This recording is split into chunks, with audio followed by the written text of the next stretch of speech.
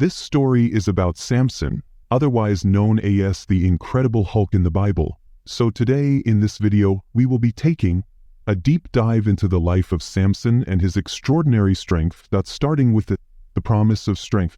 In the days when the Philistines ruled over Israel, the people cried out to God for deliverance. They were a nation bound in oppression, struggling under the harsh rule of the Philistines for 40 years. Yet, as always, God heard the cries of his people and chose to intervene in a most unexpected way. In the small town of Zorah, a man named Manoah lived with his wife. They were faithful to God but burdened by one sorrow: they had no children. Manoah's wife had been barren for many years, and though they had prayed fervently, no child had ever been born to them. However, one fateful day, everything changed. As Manoah's wife went about her daily tasks, a radiant figure appeared before her. Startled, she looked up and beheld an angel of the Lord standing before her in glory. His face shone with divine light, and his presence filled the air with awe and reverence. Though she trembled, the angel's voice was gentle. "Do not be afraid," he said. "Though you have been barren and childless, you will soon conceive and give birth to a son. But this child will not be like any other. He is to be set apart for God from the moment of his birth. No razor shall touch his head, for he is to be a Nazirite dedicated to God's service. He will begin to deliver Israel from the hands of the Philistines." The woman, overwhelmed by the news, listened intently as the angel continued. He explained the sacred vow her son would live under, the Nazirite vow. It was a vow of separation, a symbol of purity and devotion to God. He was to abstain from wine and any fermented drink, avoid anything unclean, and never cut his hair. His strength would come from his obedience to this vow, for God had chosen him for a great purpose. The angel's words filled her heart with wonder. When the vision ended, she hurried to find her husband, breathless with excitement. "A man of God came to me," she exclaimed when she found Manoah. "He looked like an angel of God. His appearance was so awe-inspiring that I was afraid. He told me that I am going to have a son.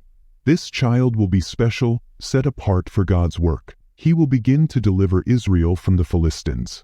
Manoah listened in amazement, but he needed to know more.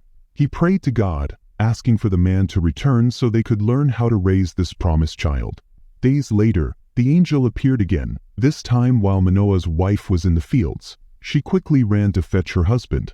Manoah followed her to the angel and asked, "Are you the man who spoke to my wife?"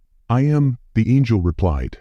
Manoah, filled with reverence, asked, "When your words come true, what rules should we follow in raising this child?" The angel repeated the instructions he had given to Manoah's wife. The child was to be a Nazirite from birth, set apart for God. He must avoid wine, unclean food, and his hair must never be cut. These instructions were not merely for the boy's health. They were a symbol of the power that would flow through him, power that would come directly from God. Manoah, still awestruck, offered to prepare a meal for the angel, but the angel declined, saying that instead they should prepare a burnt offering to the Lord. As they did, the angel ascended to heaven in the flames of the altar, leaving Manoah and his wife in awe. "This must be the work of God," Manoah whispered. "We have seen the face of an angel." Manoah and his wife were left to contemplate the incredible future ahead. The child they would raise would not be an ordinary boy. He was destined to be Israel's champion, a man of unimaginable strength, chosen by God to deliver them from their enemies. Soon after, the promise was fulfilled. Manoah's wife conceived and gave birth to a son, and they named him Samson, which means like the sun. From the very beginning, it was clear that Samson was destined for greatness. His mother kept the Nazirite vow for him, and he grew strong, filled with the Spirit of the Lord. The incredible journey of Samson, the man who would become the Hulk of the Bible, was just beginning. A vow of power. As Samson grew, his parents took great care to ensure that he followed the Nazirite vow. From his earliest days, he was set apart, not only in how he looked, with his uncut hair, but in how he lived. His mother abstained from anything that would violate the vow, just as she had been instructed, and Samson himself was taught from a young age that his strength, his purpose, and his destiny were all tied to his obedience to God. Samson was unlike the other children. Even as a boy, his strength was extraordinary. His parents noticed it when he would lift stones that others couldn't budge or run faster than the older boys in the village. Though they marveled at his abilities, they also knew that with such strength came great responsibility. They constantly reminded him of the angel's words and the importance of his calling. As Samson grew into a young man, he began to feel the weight of his destiny. The Philistines still ruled over Israel with an iron fist. They taxed the people heavily, oppressed them mercilessly, and their gods were worshipped in place of the Lord. It was an insult to everything Samson had been raised to believe in. His heart burned with anger at the thought of his people living under such tyranny, and he knew deep within him that his strength was not his own. It was a gift meant to be used for Israel's deliverance. One day, as Samson wandered near the vineyards of Timnah, he heard a deep growl behind him. Turning around, he saw a lion prowling toward him, its eyes fixed on him with deadly intent. The beast's muscles rippled as it prepared to pounce. Any ordinary man would have run or fought with weapons, but Samson did neither. Something stirred inside him, a surge of power that he had never felt before. The Spirit of the Lord came upon him, and in that moment he felt invincible. With nothing but his bare hands, Samson grabbed the lion by its jaws and tore it apart as if it were no more than a rag doll. The creature's blood stained the ground, and Samson stood over it, panting but unharmed. It was the first time he had truly understood the extent of his strength. But with great power came great secrecy. Samson told no one, not even his parents, about the incident. He continued on his way as if nothing had happened, but deep inside, he knew that God's hand was on him in ways he couldn't yet comprehend. The lion, now slain, became a symbol of what was to come. Samson had defeated a wild beast, but there were greater challenges ahead. The Philistines were no ordinary enemies, and Samson's strength would be tested in ways far more dangerous and personal than this first encounter. Still, the vow held him. His uncut hair was a constant reminder of his calling, a connection to God's power. For now, he walked in the confidence of knowing that the strength flowing through him was not his own. It was a divine gift, and soon, that strength would be put to the test in ways that would shake the very foundations of Israel. The first spark of rebellion. As Samson grew older, his desire to take action against the Philistines deepened. However, something unexpected happened. Samson's heart was drawn toward a Philistine woman from the town of Timnah. He saw her one day while traveling with his parents and was instantly smitten. "She is the one I want," Samson told his parents.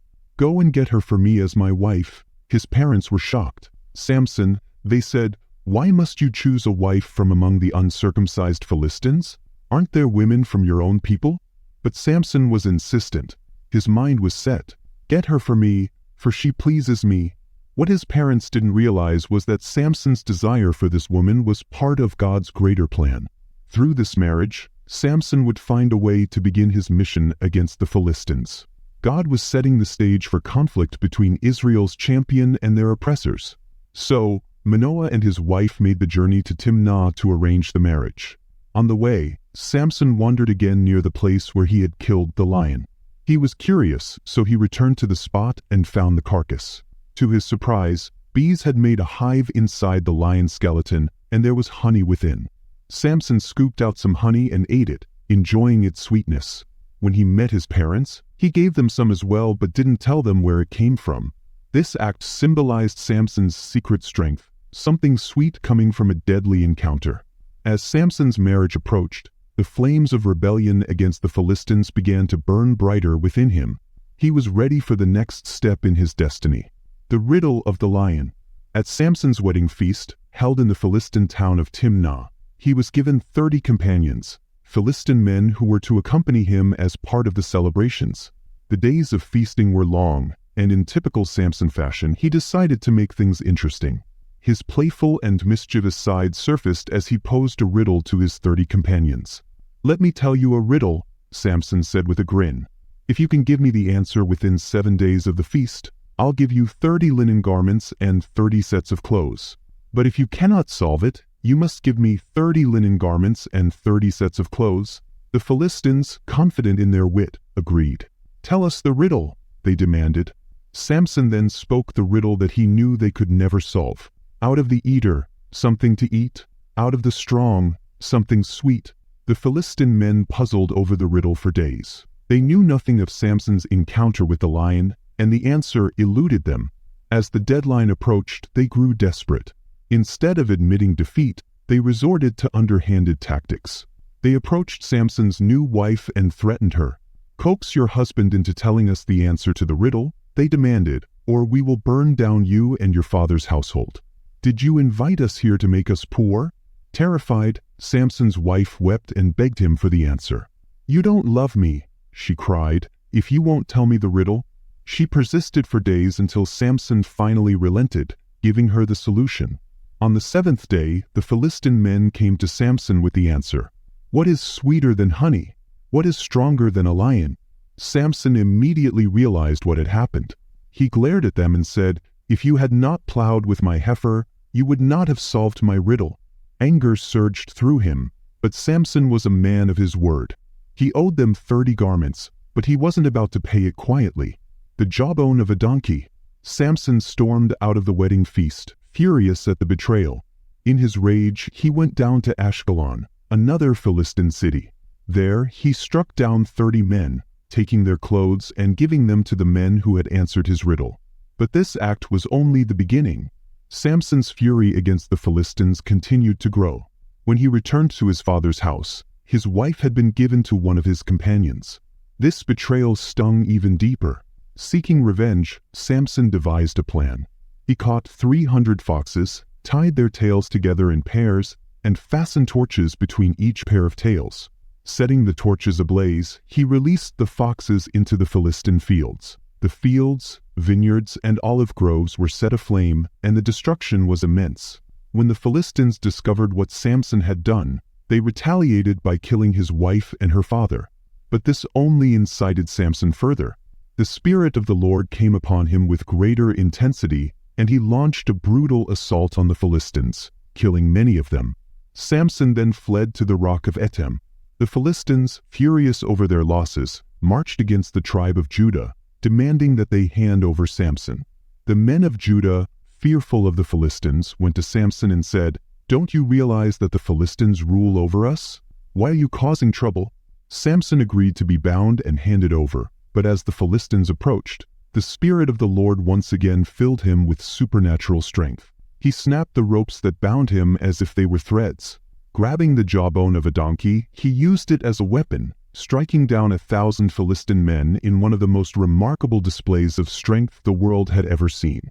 After the battle, Samson stood victorious, but the war between him and the Philistines was far from over. The gates of Gaza. Years passed, and Samson continued his personal war against the Philistines.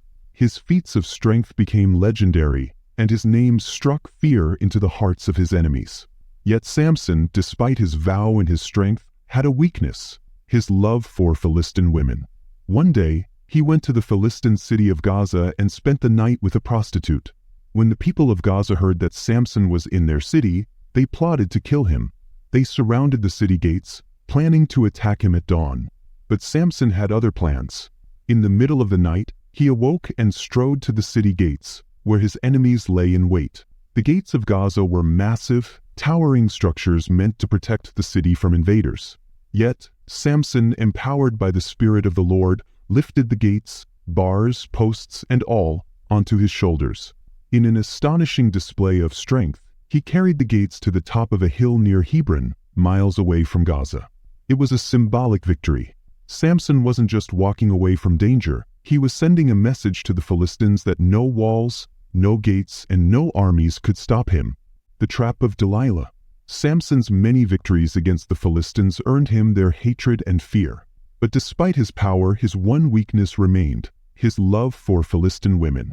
And it was this weakness that would soon lead to his greatest downfall. Samson fell in love again, this time with a woman named Delilah, who lived in the valley of Sorek. She was beautiful, cunning, and ambitious. The Philistine rulers saw an opportunity. They approached Delilah with a proposition. If she could discover the secret to Samson's great strength, they would each give her 1,100 pieces of silver, a fortune by any standard. Delilah accepted their offer. And so began a dangerous game of seduction and betrayal. One night, as Samson lay in Delilah's arms, she asked him, "Tell me, "Samson, what is the secret of your strength? How can you be tied up and subdued?" Samson, suspicious but playful, gave her a false answer. "If anyone ties me with 7 fresh bowstrings that have not been dried, I'll become as weak as any other man." The next night, while Samson slept, Delilah bound him with 7 fresh bowstrings. Then she called out, "Samson, the Philistines are upon you." Samson awoke, snapping the bowstrings with ease. Delilah's plan had failed, but she didn't give up. Night after night, she begged Samson to reveal his secret. Twice more, Samson gave her false answers, and twice more he broke free from the Philistines' traps. But Delilah was relentless. She wore him down day after day with her tears and accusations. Finally, exhausted and blinded by his love for her, Samson gave in. "No razor has ever touched my head," he confessed. "I have been a Nazirite dedicated to God from birth. If my head were shaved, my strength would leave me, and I would become as weak as any other man." Delilah knew this time he had told the truth. The fall of the strong men. The moment Samson fell asleep, Delilah acted. She summoned a man to shave off the 7 braids of his hair. As his hair fell, so did his strength. The mighty Samson, once unstoppable, was now no stronger than an ordinary man. Delilah called out, "Samson, the Philistines are upon you." Samson awoke, unaware that the Lord had left him. He rose, thinking he could shake himself free as before, but this time was different. The Philistines seized him, bound him with bronze shackles, and gouged out his eyes. The man who had once terrorized the Philistines was now a blind, helpless prisoner. They took Samson to Gaza, the same city where he had once carried off the gates, and set him to work grinding grain in prison. The Philistines believed they had finally defeated their greatest enemy. They celebrated their victory, offering sacrifices to their god Dagon, believing it was he who had delivered Samson into their hands. But while Samson's strength was gone, his spirit was not broken. And in the darkness of his cell, something began to happen. His hair started to grow back. The Philistines' final feast. As Samson languished in prison, the Philistines prepared for a great celebration. Thousands of Philistine rulers and dignitaries gathered in the temple of Dagon to celebrate their triumph over Israel's champion. The temple was packed with people, with many more standing on the roof, eager to witness the fallen strongman.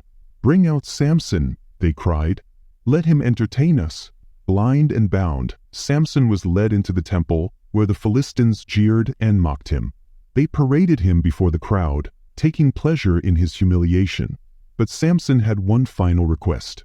"Lead me to the pillars that support the temple," he asked the servant guiding him, "so that I may lean against them." The servant, unsuspecting, did as Samson asked. Samson stood between the 2 central pillars of the temple, his hands resting on each one. He could feel the weight of the structure above him, the immense pressure of the stone pillars that held up the building. In that moment, Samson did what he had not done for a long time. He prayed, "Sovereign Lord, remember me. Please, God, strengthen me just once more, and let me, with one blow, get revenge on the Philistines for my 2 eyes." With all his might, Samson pushed against the pillars. "Let me die with the Philistines," he cried.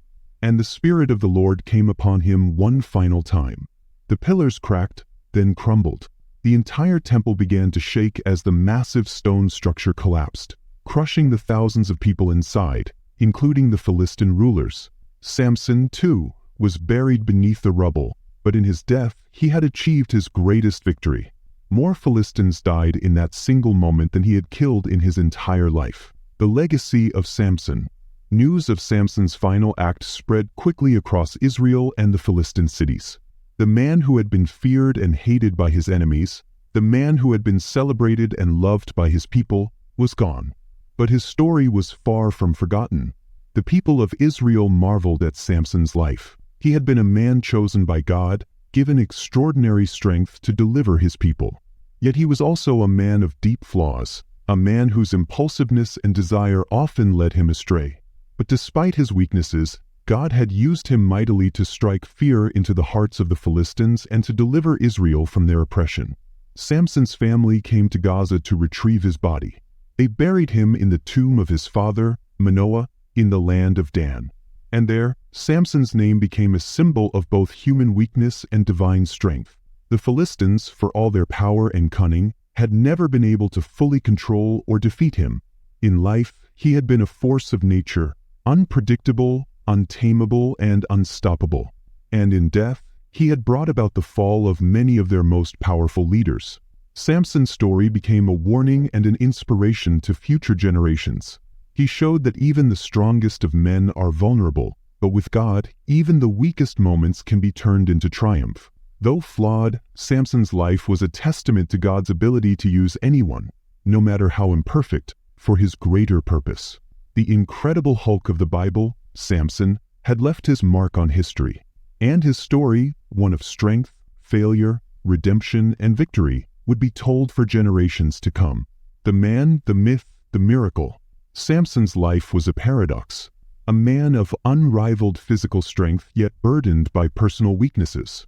He lived by his desires and passions, but his life's mission was ultimately directed by a higher power. Like the modern-day heroes we often admire, Samson's story is a tale of struggle, inner conflict, and ultimate redemption. But more than anything, Samson's life serves as a reminder that God's plans often work in ways we can't fully understand. Even in our moments of greatest weakness, God's strength is made perfect. Samson, the man who, like the Incredible Hulk, could not be contained or controlled, became an instrument of divine justice. Though his story ended in tragedy, his legacy remains one of God's grace, showing that even the mightiest of men must rely on him. Samson's life, like the shattered pillars of the Philistine temple, stands as a monument to the power of faith, the consequences of sin, and the mercy of a God who works through imperfect vessels to achieve his perfect will. The aftermath of Gaza. As the dust settled over the ruins of the Philistine temple, the city of Gaza was left in shock. For years, the Philistines had been Samson's most feared enemies. But now, with their leaders crushed beneath the temple's stones, they were left weakened and in disarray. The people of Gaza mourned their losses, but more than that, they were terrified. Word of Samson's final act spread quickly. The man they had mocked and imprisoned had turned his captivity into their downfall. Even in death, Samson's power had outlasted the might of their armies and gods. For Israel, Samson's death brought both sorrow and relief. He had been a troublesome hero, a man who, despite his flaws, had delivered them time and time again. His last act had broken the back of Philistine power in Gaza, and for a time, Israel would enjoy a reprieve from their oppressors. But in the shadows of this victory, many wondered, who would rise next to protect Israel? Who could fill the void left by the mighty Samson? The growing power of the Philistines. Though the Philistines had suffered a crushing blow with the death of their rulers, they were not yet completely defeated. In the years following Samson's death, they slowly began to rebuild. Their military strength, though weakened, grew once more under new leadership. The Philistines' hatred for the Israelites intensified after Samson's death. They sought revenge for their fallen leaders and the humiliation they had suffered. Sporadic skirmishes between the two nations continued, though neither side gained a significant advantage. Without Samson, Israel lacked a central figure to rally behind. Though they were grateful for his sacrifices, the Israelites began to realize how dependent they had been on one man's strength. Now, more than ever, they needed to turn to God, not a single warrior, for their salvation. A nation in turmoil. As the years passed, Israel found itself in a familiar cycle of disobedience and repentance.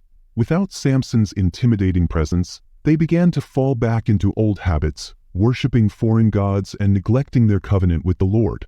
The judges who rose to lead Israel after Samson were capable but lacked his supernatural strength and fearsome reputation. The people became divided, their faith wavering. Internal strife among the tribes weakened the unity that had once allowed Israel to resist the Philistines. Some began to wonder if Samson had been Israel's last hope, and with him gone, whether they would ever be able to fully drive the Philistines out of their land. A new generation of warriors. Among the younger generation of Israelites, stories of Samson were passed down with a mixture of awe and caution. He was both a hero and a cautionary tale, an example of what could be achieved with divine favor, but also a reminder of the dangers of pride and temptation. Inspired by the tales of Samson's strength, a group of young warriors formed a secret alliance to resist the Philistines. These men were not endowed with supernatural power like Samson, but they were determined to free their people from oppression. They trained in secret, learning the ways of combat and strategy. These men, though fewer in number, were fierce in their loyalty to God and their mission. They called themselves the Sons of Strength, in honor of Samson. The Sons of Strength take action. The Sons of Strength launched small, calculated attacks on Philistine outposts. Their aim was not to conquer, but to weaken and frustrate their enemies.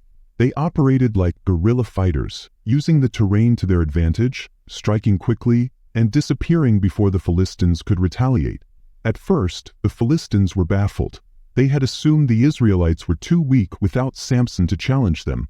But as these attacks grew more frequent and effective, the Philistines realized that a new generation of warriors had risen, one that did not rely on a single hero but rather on a collective strength born of faith. The Sons of Strength, though few, became a symbol of resistance. Their courage and determination reignited hope in the hearts of the Israelites, reminding them that God could raise up leaders in unexpected ways.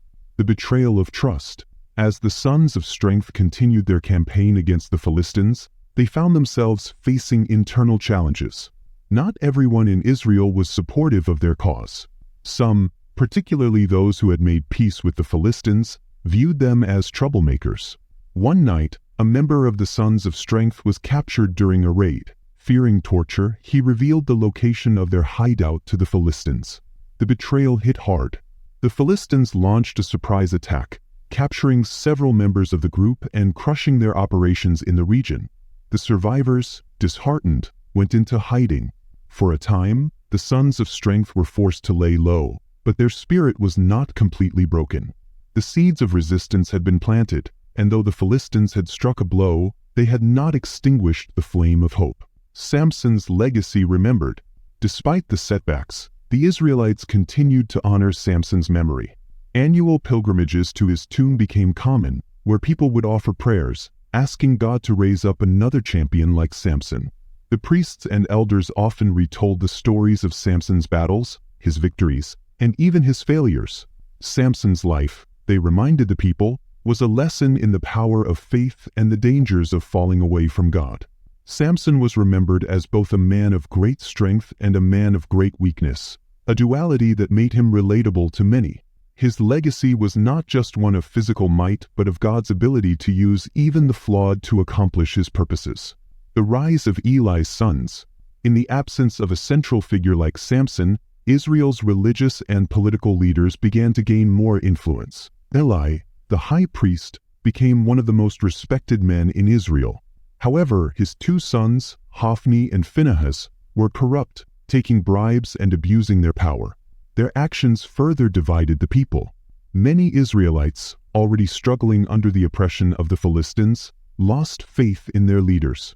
The spiritual and moral decay of Eli's sons contributed to the nation's decline, leading many to cry out to God for deliverance. A new hope. As Israel's moral and spiritual decline continued, God raised up a new leader, one who would guide Israel through its darkest hours. His name was Samuel, and he was a prophet chosen by God to bring Israel back to righteousness. Samuel was not a warrior like Samson, but he possessed the wisdom and discernment that Israel so desperately needed. Under Samuel's guidance, the people of Israel began to turn away from their idols and return to the worship of the one true God. Though Samuel would not lead Israel in battle, his spiritual leadership laid the groundwork for future victories. He reminded the people that their strength came not from physical might, but from their covenant with God. Samson's name lives on. Generations after Samson's death, his name continued to live on in the hearts and minds of the Israelites.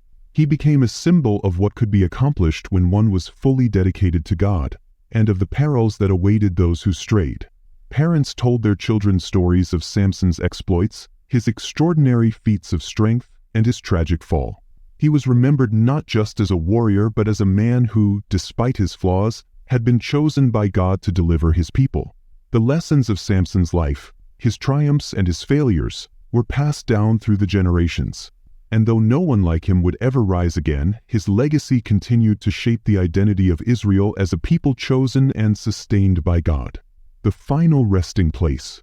Years later, The site of Samson's tomb became a place of pilgrimage, not just for the Israelites but for all those who revered stories of heroes. Travelers from far and wide came to visit the resting place of the man who had single-handedly brought down the Philistines' temple. Priests and scribes kept records of Samson's life, ensuring that his story would not fade into legend but remain a vital part of Israel's history. Samson had become more than a man. He had become a symbol of the indomitable spirit of God's people. Though his life was filled with struggle and tragedy, Samson's final act of courage and sacrifice reminded everyone that true strength comes not from man, but from the God who empowers him.